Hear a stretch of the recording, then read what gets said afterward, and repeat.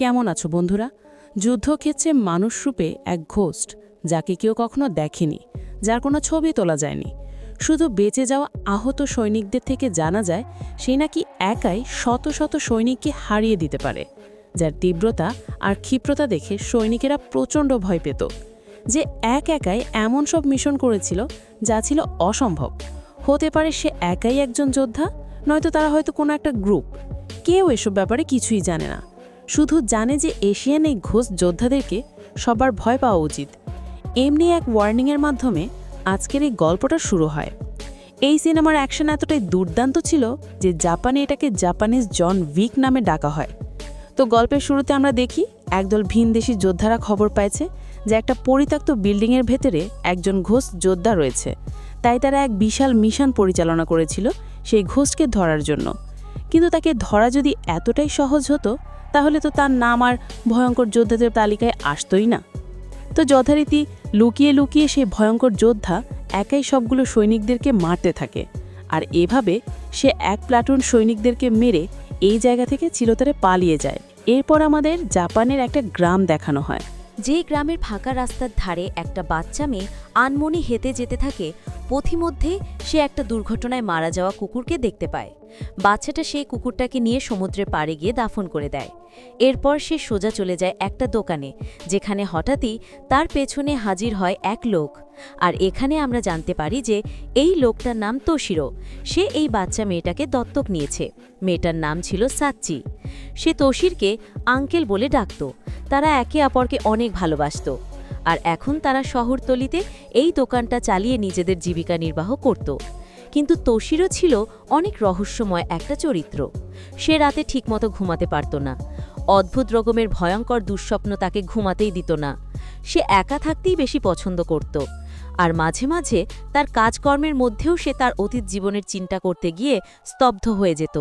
আর এখানেই তোশির দুঃস্বপ্নগুলো দেখে আমরা বুঝতে পারি যে তোশিরই ছিল সেই ভয়ঙ্কর ঘোস্ট যোদ্ধা। সে নিজের মানসিক অবস্থা ঠিক করার জন্য সাচ্চিকে দত্তক নেবার পাশাপাশি একজন ডাক্তারের পরিচর্যাতেও ছিল। আজকে সে আবারও এসেছিল সেই ডাক্তারের সাথে দেখা করতে। তোশির ডাক্তারকে বলে, আমি রোজ ঘুমানোর পরে স্বপ্ন দেখি যে আমি শত শত মানুষকে মেরে ফেলছি, কিন্তু আমার ভেতরে কখনো কোনো অনুশোচনা কাজ করে না। কিন্তু এটা কেন? ডাক্তার বলে যে আপনি কি কখনো নিজের মৃত্যুর কথা ভেবেছেন? তুষিরাও বলে যে না, আমার তো মৃত্যুর অভিজ্ঞতা নেই, তাই কখনো মৃত্যু নিয়ে ভাবাই হয়নি। ডাক্তার বলে যে নিজের মৃত্যুকে উপলব্ধি করতে শিখুন, তাহলে অন্যের জীবনের দাম বুঝতে পারবেন। এদিকে সাচি আজকে এসেছিল হাসপাতালে কেনজি নামের একজন আহত লোকের সাথে দেখা করতে। এই ছেলেটা তো শিরোর খুবই ভালো বন্ধু ছিল। সে তার মুখে আঘাত পেয়েছিল এবং কোমরের নিচ থেকে প্যারালাইজড হয়ে গিয়েছিল। সাচি কেনকে আঙ্কেল বলে ডাকত। আজকে তারা দুজন হাসপাতাল থেকে বেশ দূরে সুন্দর একটা জায়গাতে ঘুরতে চলে যায়। সেখানে তাদের সাথে দেখা করতে তোশিরোও চলে আসে।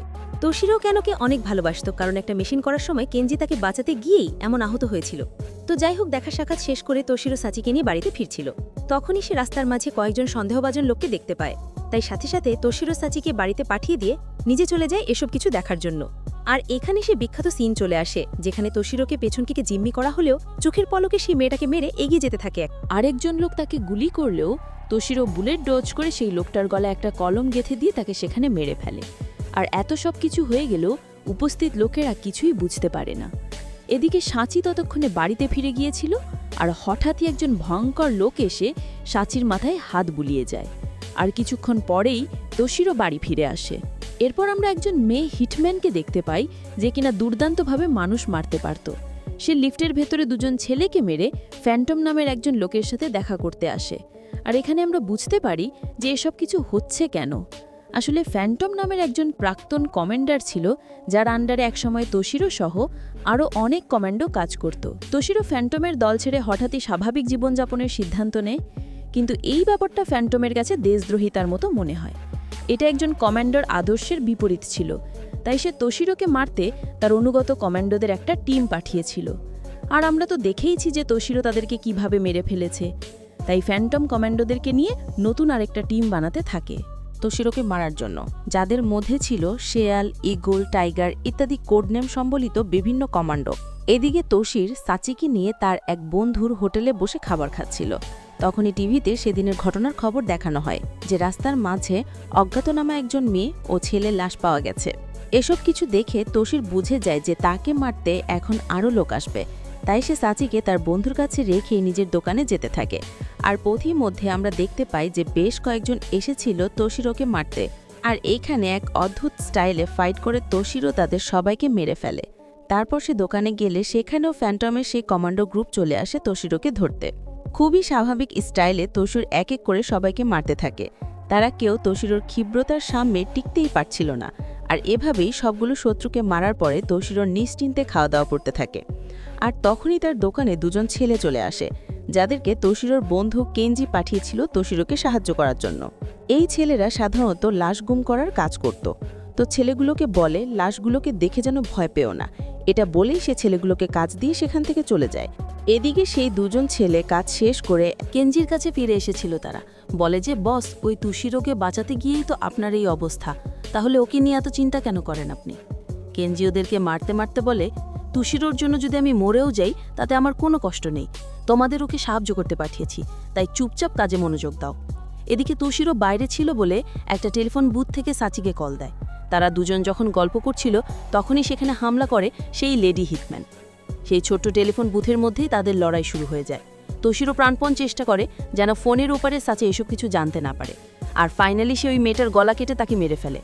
এরপর তোশিরো আসে তার বন্ধু কেঞ্জির সাথে দেখা করতে, কারণ সে বুঝে গিয়েছিল যে যুদ্ধ এখানে শেষ হবে না, তাই সামনে যুদ্ধ করার জন্য তার সাহায্য লাগবে। তাই সে কেঞ্জির কাছ থেকে তার পাঠানো সেই ছেলে দুটোর অভিজ্ঞতা সম্পর্কে জানতে চায়। কেঞ্জি বলে যে ম্যাক্স খুবই অভিজ্ঞ একজন ছেলে, কিন্তু মাতারু নামের ছেলেটা এর আগে কোনো মিশন করেনি, জানি না ও কেমন কাজ করতে পারবে। এদিকে ম্যাক্স আর মাতারু বসে বসে গল্প করছিল যে এসব কিছু কেন হচ্ছে। ম্যাক্স বলে যে ফ্যান্টাম আসলে নিজের কমান্ডোদের মাধ্যমে পৃথিবীব্যাপী ইন্টারন্যাশনাল ক্রাইম করত, যেমন বিচার বহির্ভূত হত্যা, গণহত্যা, বন্দি বাচ্চাদেরকে ব্রেন ওয়াশ করা ইত্যাদি। এইসব কারণে তোশিরো চিরতরে ফ্যান্টামের দল ছেড়ে দেয়, কিন্তু ফ্যান্টামের কাছে এটা তাকে অপমান করার সমান।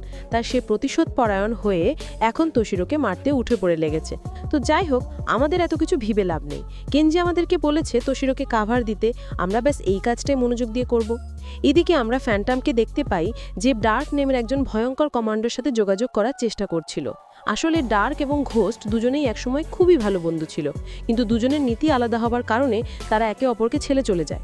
আর এখন ডার্কের সাথে কথা হলে সে ফ্যান্টামকে জানায় যে ঘোস্ট তথা তোশিরোকে আমি নিজ হাতে মারব, তুমি আমাদের মাঝে আসবে না। এদিকে তোশিরো নিজেও এক ভয়ঙ্কর যুদ্ধের জন্য প্রস্তুত হতে থাকে। সে তার বন্ধুর দেয়া সেই দুজন ছেলের সাথে প্ল্যান করে যে ফ্যান্টাম তাদের উপরে হামলা করার আগেই তারা ফ্যান্টামের উপরে হামলা করে তাকে মেরে ফেলবে। তো প্ল্যান করার এক পর্যায়ে হঠাৎ বাড়িতে থাকা বাচ্চা মেয়ে সাচিকে কিডন্যাপ করতে সেখানে ফ্যান্টামের একজন লোক চলে আসে। তো কিছুক্ষণ পরেই তোশিরোর বন্ধু তাকে কল করে বলে যে সাচিকে কোথাও খুঁজে পাওয়া যাচ্ছে না। এটা শুনে তোশিরো বলে যে চিন্তা করিস না, সাচি আমার কাছেই আছে। আসলে ফ্যান্টম ভেবেছিল যে সাচির মাধ্যমে সে তোশিরোকে ধরে ফেলবে, কিন্তু এটা সম্পূর্ণ তোশিরোরই প্ল্যান ছিল যে সে সাচির মাধ্যমে ফ্যান্টমকে খুঁজে তাকে মেরে এসব ঝামেলা চিরতরে শেষ করে ফেলবে।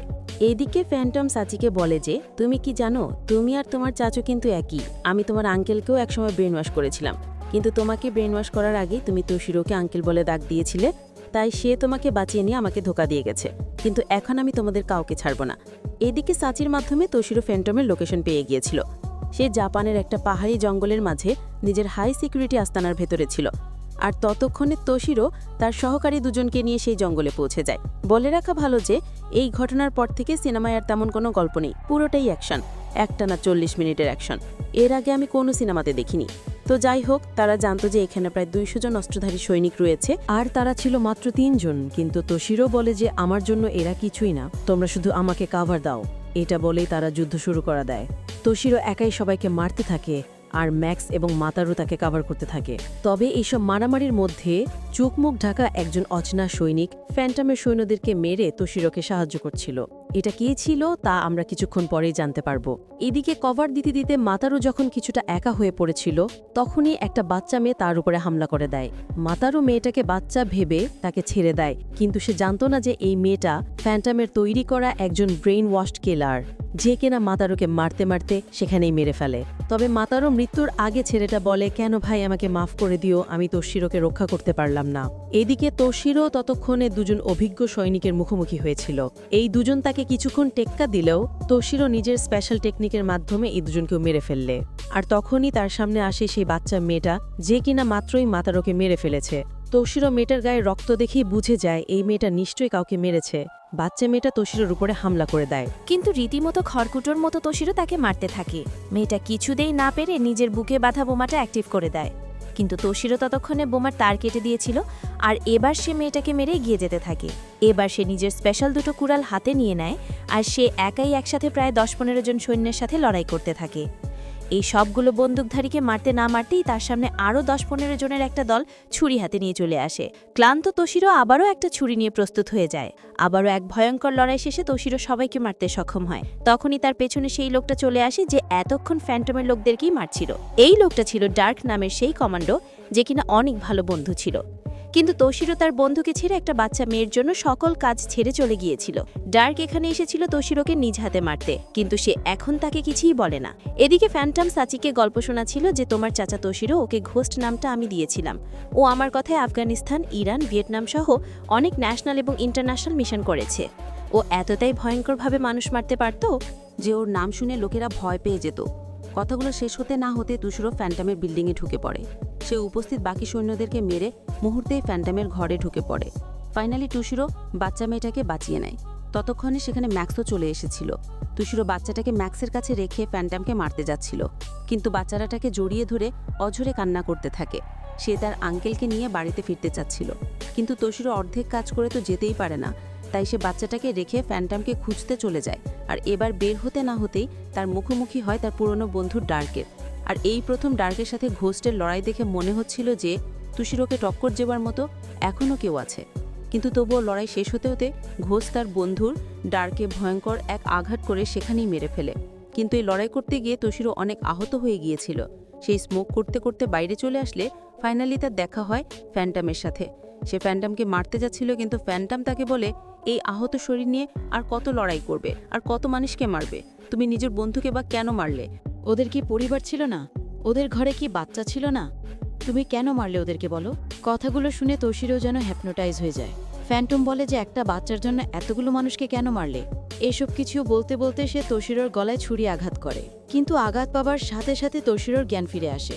আর সে আলোর গতিতে ফ্যান্টমের গলা টিটে দেয় আর বলে যে কেউ খারাপ কাজ করলে তার সাথে সাথে তার পরিবারও শাস্তি পায়।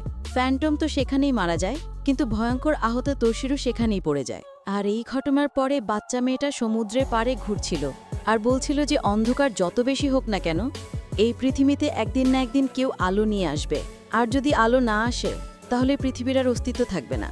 তো এই কথাগুলোর সাথে সাথেই গল্পটা এখানেই শেষ হয়ে যায়। এখানে তোশিরো মারা গেছে নাকি বেঁচে আছে সেটা কিন্তু আমাদের স্পষ্ট করা হয়নি। হয়তো এই সিনেমার সেকেন্ড পার্ট আসবে এই জন্য। তো কেমন লাগলো গল্পটা কমেন্টে জানাবেন। আশা করে ভালোই লেগেছে অ্যাকশন প্যাক সিনেমাটা। তো আজকের মতো আমি বিদায় নিচ্ছি। সবাই ভালো থাকবেন, সুস্থ থাকবেন।